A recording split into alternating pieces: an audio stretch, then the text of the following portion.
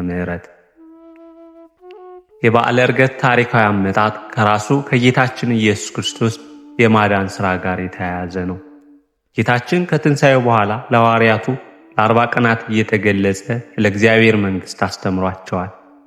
ግብረ ሐዋርያት ምዕራፍ 1 ከቁጥር 3 እንደተጻፈ እነዚህ 40 ቀናት ሐዋርያት ትንሣኤውን እንዲያረጋግጡና ሥርዓተ ቤተ ክርስቲያንን እንዲያውቁ ያደረገባቸው ጊዜያት ነበሩ።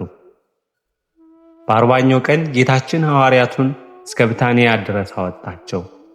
ይህም በደብረ ዘይት ተራራ አካባቢ ነው። እጆችንም አንስቶ ባረካቸው።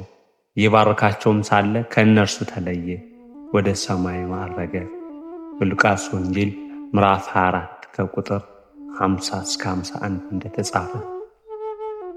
ሐዋርያትም እርሱ ሲያርግ በዓይናቸው ተመልክተዋል። ደመናም ከዓይናቸው ሰውራዋለች። እነርሱም ወደ ሰማይ ትኩር ብለው ሲመለከቱ እነሆ ነጫጭ ልብስ የለበሱ 2 ሰዎች ባጠገባቸው ቆመው፣ እናንተ የገሊላ ሰዎች ሆይ ወደ ሰማይ እየተመለከተ ስለምን ቆማችኋል? ይህን ከእናንተ ወደ ሰማይ የወጣው ኢየሱስ ወደ ሰማይ ሲወጣ እንዳያችሁት እንዲሁ ዳግመኛ ይመጣል አላቸው። በግብረ ሐዋርያት ምዕራፍ 1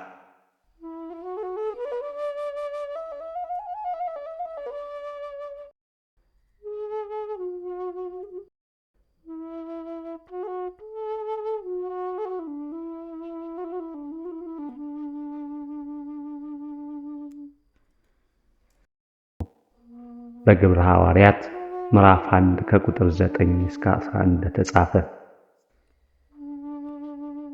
የጌታችን ዕርገት ድንገተኛና ያልተጠበቀ ክስተት አልነበረም። በብሉይ ኪዳን ነቢያት ስለዚህ ነገር ትንቢት ተናግረው ነበር። ለምሳሌ ያህልም እግዚአብሔር በእልልታ አረገ፣ እግዚአብሔር በመለከት ድምፅ አረገ። መዝሙረ ዳዊት ምዕራፍ 46 ከቁጥር 5 እንደተጻፈ። ወደ ላይ አረክ፣ ምርኮን ማረክ፣ ስጦታንም ለሰው የሰጠህ እንዳለ በመዝሙር ዳዊት ምዕራፍ 66 ከቁጥር 18 ላይ። ስለዚህ የበዓሉ ታሪካዊ መሰረት ጌታችን ራሱ ያከናወነው የዕርገቱ ሥራ ነው። የጌታችን ዕርገት በርካታ መጽሐፍ ቅዱሳዊና የአበው ምስጢራዊ ምንጮች አሉት። ከእነዚህም መካከል ዋና ዋናዎቹ የክርስቶስ በምድር የነበረው አገልግሎት ማጠናቀቂያና የክብሩ መገለጫ የሆነው ዕርገቱ የክርስቶስ የማዳን ሥራ ምድራዊ ክፍል ፍጻሜ ነው።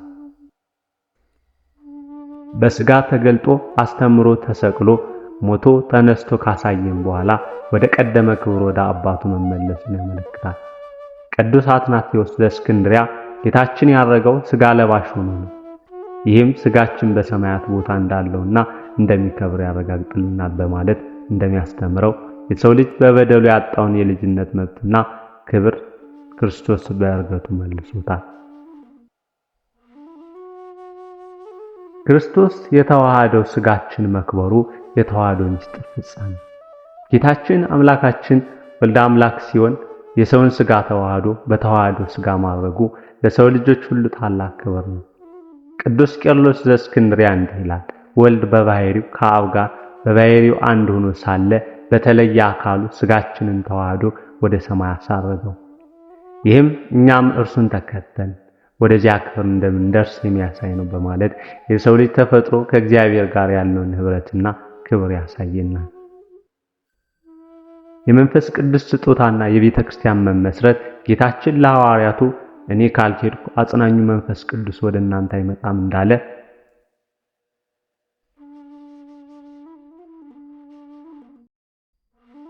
እኔ ብሄድ ግን እርሱን እልክላችኋለሁ ብሏቸው ነበር። ዮሐንስ ወንጌል ምዕራፍ 16 ከቁጥር 7። ስለዚህ ዕርገቱ የመንፈስ ቅዱስን መውረድ የባለ ጰራቅሊጦስን የገለጠ ነው። ጌታችን ጰራቅሊጦስ የተባለውን መንፈስ ቅዱስ እንደሚልክላቸው ነግሯቸው ነበር። በዮሐንስ ወንጌል ምዕራፍ 14 ከቁጥር 26 እንደተጻፈ የቤተ ክርስቲያን ራስ መሆኑ ክርስቶስ ወደ ሰማይ በማድረጉ የቤተ ክርስቲያን ራስ እንደሆነ የተገለጠበት ነው። ቤተክርስቲያንም አካሉ ናት። እርሱም ዘወትር ቤተክርስቲያንን ይመራል፣ ይጠብቃልም፣ ያጸናልም። የዳግም ምጽአቱ የተስፋ ቃል ማረጋገጫ፣ የዳግም ምጽአት ተስፋና የፍርድ ቀን ማስታወሻ መላእክት እንዳበሰሩት ጌታችን እንዳረገ እንዲሁ ዳግመኛ በክብር ይመጣል። ዕርገቱ ለዳግም ምጽአቱና ለፍርዱ ማረጋገጫ ነው። በግብረ ሐዋርያት ምዕራፍ 1 ከቁጥር 11 እንደተጻፈ ለኛ የሰማያዊ ቦታ ዝግጅት ጌታችን በአባቴ ቤት ብዙ መኖሪያ አለ፣ ሄጄም ስፍራ አዘጋጅላችኋለሁ ብሏል።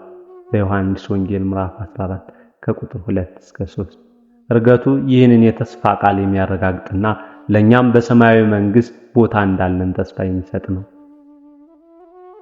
በዓለ ዕርገት በክርስቲያኖች ሕይወት ያለው ቦታ ምን ነው ካል የጌታችን ዕርገት በክርስቲያኖች መንፈሳዊ ሕይወት ውስጥ ጥልቅ አንድምታ አለው። የሰማያዊ ተስፋ ምንጭ የክርስቶስ ዕርገት የኛም የወደፊት ዕርገትና በሰማያዊ መንግስት የመኖር ተስፋችንን ያጸናል። ልባችንን ሐሳባችንን ወደ ሰማያዊ ነገር እንድናደርግ ያሳስበናል። ልባችን ወደ ሰማይ የማሳረግ ጥሪ እንግዲህ ከክርስቶስ ጋር ከተነሳችሁ ክርስቶስ በእግዚአብሔር ቀኝ ተቀምጦ ባለበት በላይ ያለውን እሹ፣ በላይ ያለውን አስቡ እንጂ በምድር ያለውን አይደለም እንዳለ ቅዱስ ጳውሎስ በቆላሲስ መልእክቱ ምዕራፍ 3 ከቁጥር 1 እስከ 2። በመንፈሳዊ አገልግሎት እንድንበረታ ያደርገናል። ጌታችን ከማድረጉ በፊት ታላቅ ተልእኮ ሰጥቷል። ዕርገቱ ይህንን ተልእኮ በኃይልና በስልጣን እንድንፈጽም ያበረታታናል።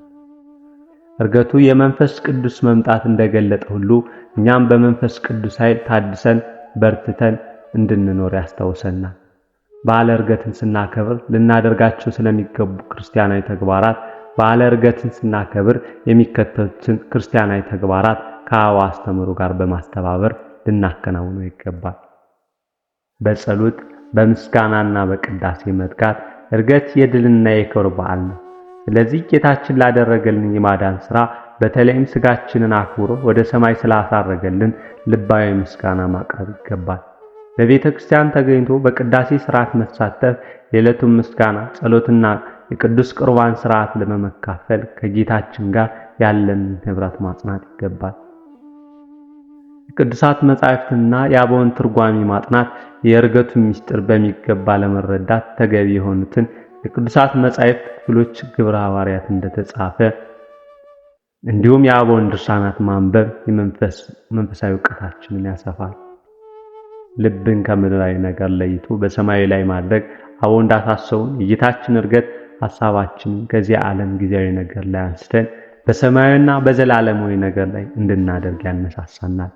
ምጽዋትና የፍቅር ሥራዎች ጌታችን ለእነዚህ ከታናናሾቹ ለአንዱ ያደረጋችሁትን ለእኔ ያደረጋችሁትን ነው እንዳለ የክርስቶስን ፍቅር በተግባር መግለጽና በረከትን ማካፈል ነው።